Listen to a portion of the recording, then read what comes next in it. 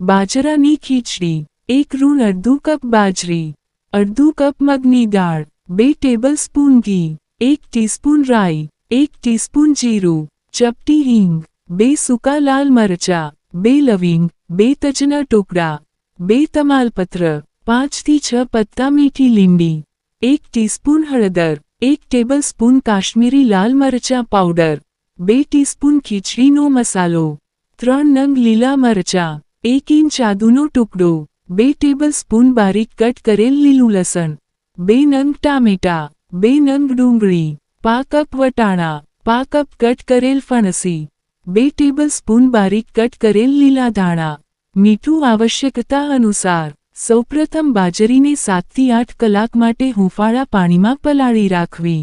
ત્યારબાદ એક કુકરમાં 3 ગ્લાસ પાણી ગરમ કરવા મૂકો.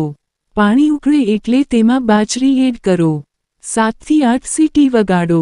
મગની દાળને 15 મિનિટ માટે પલાળી રાખવી અને તપેલીમાં બાફી લો. વટાણા તથા ફણસી બાફી લેવા. હવે એક પેનમાં ઘી ગરમ કરવા મૂકો. ઘી ગરમ થાય એટલે તેમાં રાઈ, જીરું, લવિંગ, તજ, તમાલપત્ર, સૂકું લાલ મરચું, લીંડી નાખી સાંતળો. હવે તેમાં ડુંગળી સાંતળી લો.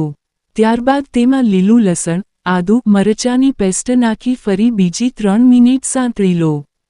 હવે તેમાં ટામેટાં એડ કરો અને તેલ છૂટું પડે ત્યાં સુધી સાંતળો.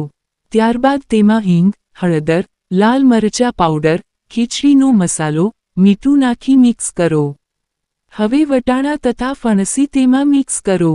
2 થી 3 મિનિટ બાદ તેમાં બાફેલ બાજરી અને મગની દાળ એડ કરી અને મિક્સ કરો. 5 થી 7 મિનિટ સુધી તેને કૂક કરો. ત્યારબાદ તેમાં લીલા ધાણા એડ કરો. મિક્સ કરો. તૈયાર છે બાજરાની વેજીટેબલ ખીચડી.